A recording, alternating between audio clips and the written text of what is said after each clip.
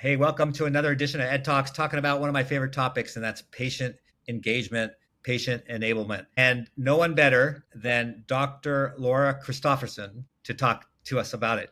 Laura, welcome to Ed Talks. Hey, Ed, thank you for having me. I'm dying to know what songs are on your playlist. And I'm dying to tell you, I can't wait to be interviewee and get to answer this question. So it's fun for me because I have two boys. They're 9 and 11, and they're discovering music. And so my playlist is kind of their playlist these days.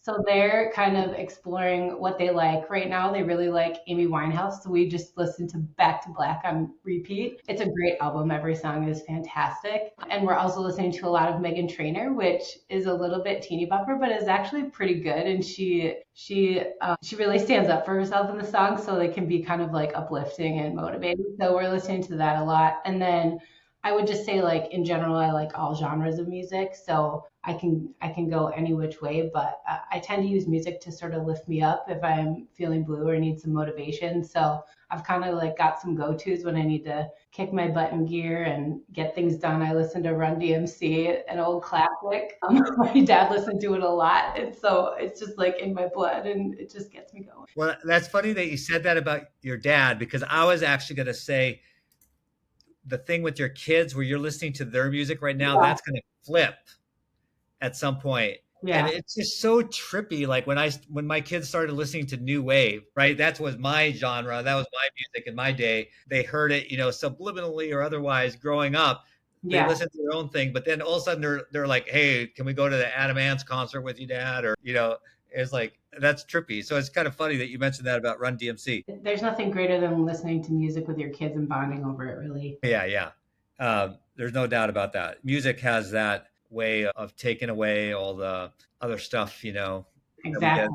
too deep into and lets us just focus on being human. So I love that. So you're an expert on digital practice enablement. Before we go into some detail, tell me your opinion on engagement overall, like as a nation, where we were at some level, a pretty low level in terms of using telemedicine and remote patient monitoring and things like that. We hit this COVID spike, everyone was doing it. And then we came down from the spike. Tell me your thoughts on the before, during, and after, and where we're headed in the future. Yeah, it's a really good question. I think there's no question that COVID-19 pushed us faster towards digital transformation. I think pre-pandemic, we were still really spending a lot of time not arguing, but I guess championing for the value that virtual care and digital care can provide. And so I feel like we spent a lot of time making the case, trying to tell the story, figure out how to make the value proposition clear, try to get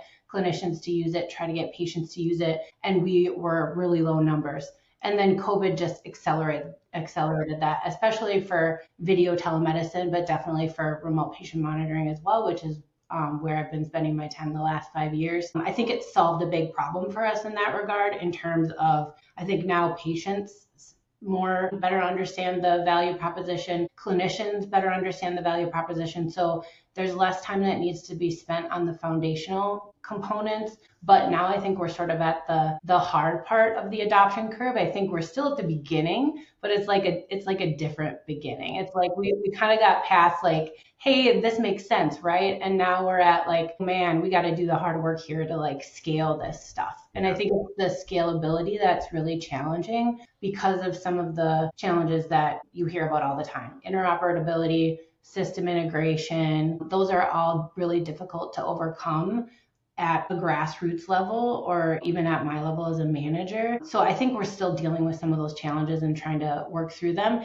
Meanwhile, you have a lot of innovation going on in the vendor space. And so vendors are pushing in, trying to get you to adopt, the next great tech, which is great, but we're still not solving for the interoperability and our systems talking to each other. And in order to deliver the best in class care to patients, we have to solve for those things. And so we're just kind of in this, like, I think it's like the difficult part of the adoption cycle. We're not over the hump yet. So it's like we're pushing that rock up the hill. So really grateful for moving past kind of that initial stage. And I don't think we love that a pandemic got us there, but it's been one outcome of the pandemic that I think has helped helped us. And now we've got to dig into some of the hard challenges, and those are hard fought and take a lot of effort. And I think that's where I'm at least with my team, as my team's the one that is not necessarily the technology experts, not the developers, but the ones who are going out and trying to help the practices implement and adopt, and helping our patients and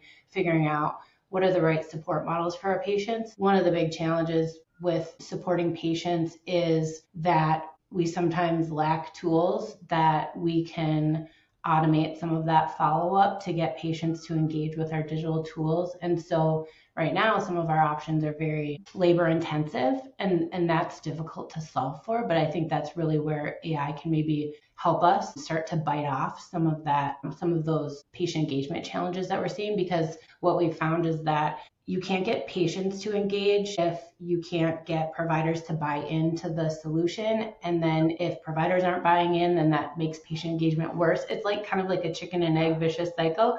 Like which one comes before the other one? Like providers want to see patients engage, because if patients aren't engaging, then what tends to happen is you have your digital solution and then you have the previous solution, which is maybe a different workflow. And so now, because you have half your patients adopting the digital solution, half the patients not, you have your providers having to work in both places. And that's so frustrating for them and really adds to the care team burden. And they're already burdened, right? Like they already don't have time. They're already going into multiple systems. Now you've sold them this beautiful digital solution, but if you can't get all patients to adopt, then they're stuck with now two solutions, where before the old way they had one. So it's kind of like traditional problems we've always had with technology that we need to solve for, but in the digital health context and space.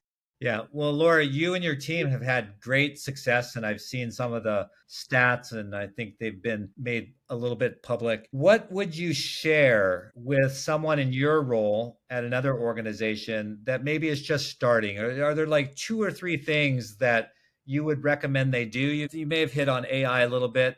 Yeah.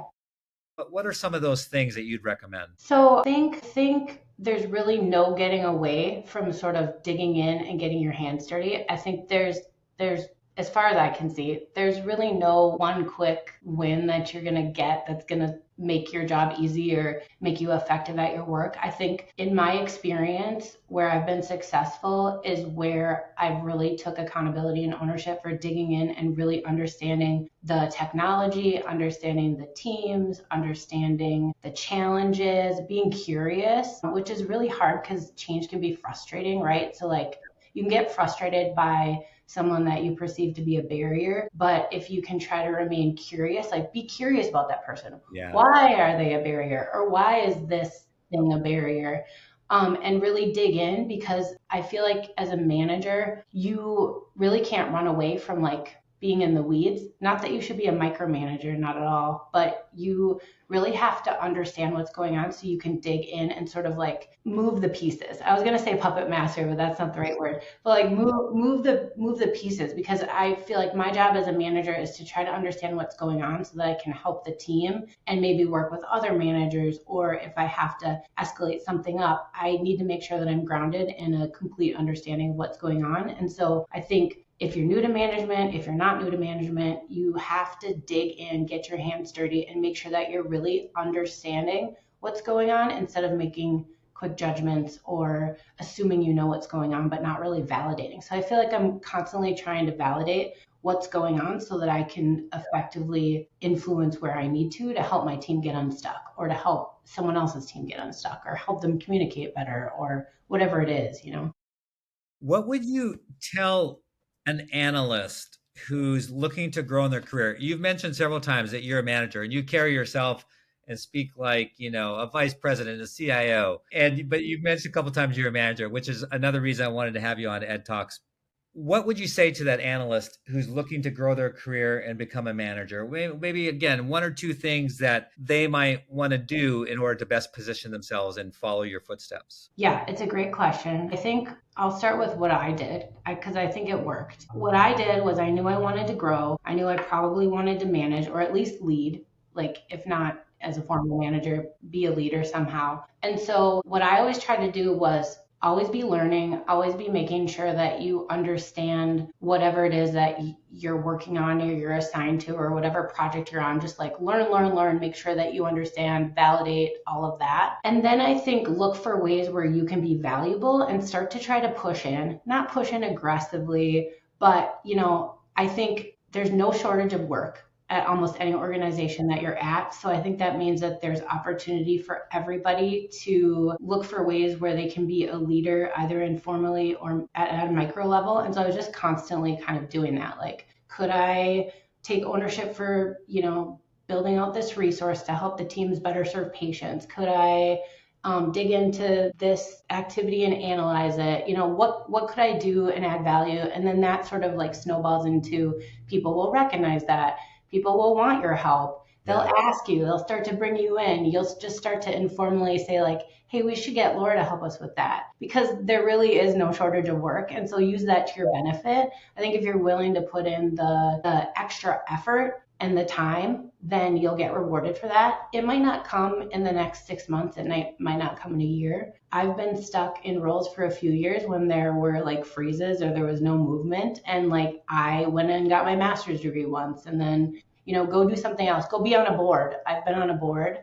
That's been super helpful because that's free labor for some nonprofit organizations. So you can lead there and you can sort of like lead outside of your organization, which is really nice because every organization has a different culture. So if you're working at a different organization, you're like flexing your muscle in a little bit of a different way.